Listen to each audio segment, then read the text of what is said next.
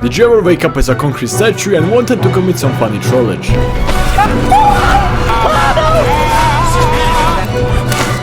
Wait. The only problem is you're unsure how to do it cause these mean guys shoot the living fuck out of you. Well, if you're struggling with this, don't worry, since in this video I'll cover everything from the basics of playing SCP-173 all the way to some more advanced strategies you maybe didn't know about. I will also talk about some neat combos you can do and how to work well with your teammates or even alone. So without any further wait, let's get right into it.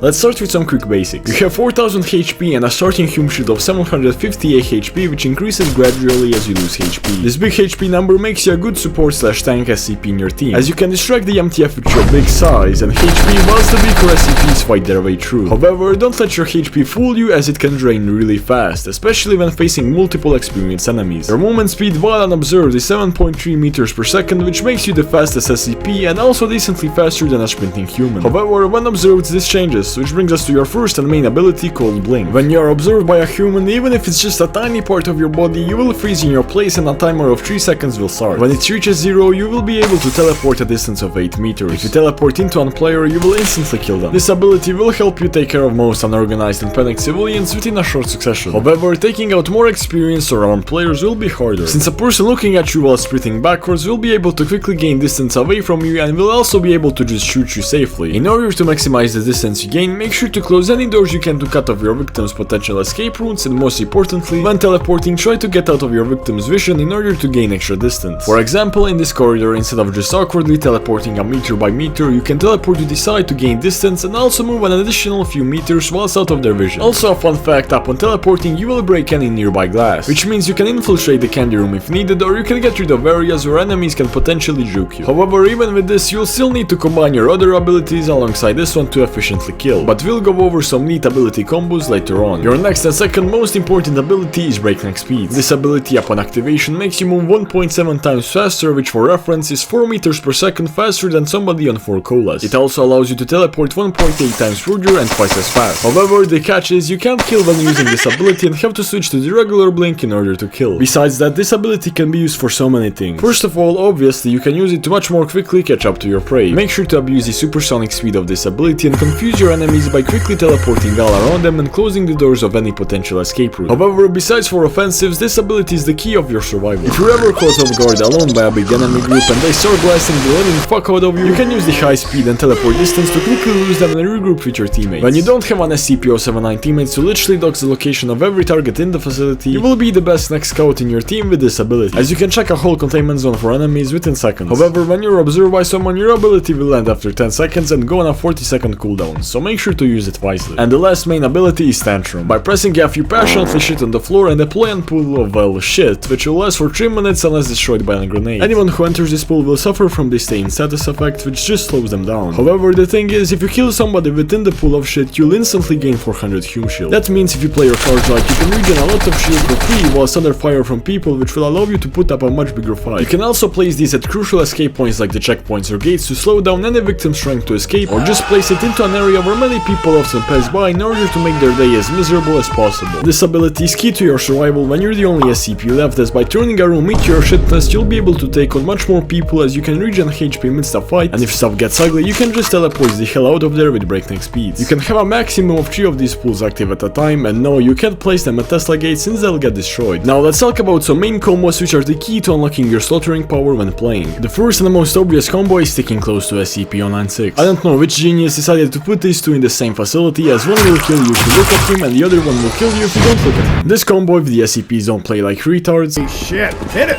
boys! Congratulations, you boys, you're dead! Should almost always guarantee and win, as literally there's nothing that can be done to stop you unless all 20 MTF who spawned have watched my videos and are experienced and fearless warriors who will unload all of their magazines into them and won't retreat. But there's a 0.00000000001% chance of such task force ever spawning, so don't count on it. Make sure when you're using this combo that you tank the initial rain of bullets whilst your 096 teammate rages up. Then allow your teammate to completely genocide everybody whilst you follow and execute any people people who are looking down in the hopes of getting out of there alive. Make sure that you're near your 096 teammate when his rage is about to end, and that you're ready to defend him from any kamikaze MTF that are waiting for his rage to end in order to shoot him. If you stick to all of these steps and don't go on suicide missions, you will be able to slaughter everybody every time. You know what's also a good combo? Hitting that subscribe button so you don't miss any future guide videos and generally epic SCP content. I literally stay up till 3 AM to make this video, so it would really help if you subscribed. Anyways, let's continue. Next cool combo which will allow you to take care of even the most experienced players is what I like to call the shit stunner. When you're chasing a victim with breakneck speeds, teleport behind them and deploy your shit pool. This will leave them in complete disbelief as it's Joe over, since as they were backing away from you, they walked right into your pool and are now doomed. They are too slow in order to escape before your lethal blink meter goes down. Some really experienced players may be able to survive through some crackhead looking jukes, but trust me, this method will guarantee the kill of any person you do it on. This combo is also obviously very well known, and that is the 079 and 173 combo. I assume this doesn't really need much explanation. 079 literally completely negates the only two weaknesses you have as 173, which are the fact people can just stare at you, and the other one is that people can run really fast and just lose you after some time. Well, he completely gets rid of these issues as he can literally take the lights out of a whole ass containment zone, and trust me, only like 2% of people use flashlights until they die to blackouts 3 times in a row. His ability to close and lock doors shuts down any running and evading abilities of an individual, since well, they just have nowhere to run. If you ever get overwhelmed by big groups of enemies, guess what? You can just lock them away from you or split them up one by one in order to make killing them easier. I could yap about this for much